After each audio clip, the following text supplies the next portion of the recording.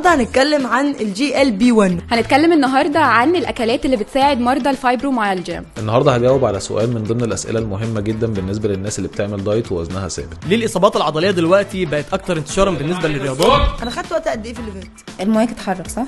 ممكن نعيد؟ لا ممكن الاول.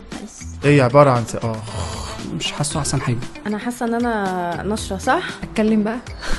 قط بقى، لا قط. ثواني بس عشان انا كده اصلا هي سمنه. نعم قفلتها مره واحده. انا مش عارفه مين بيتكلم. تمام.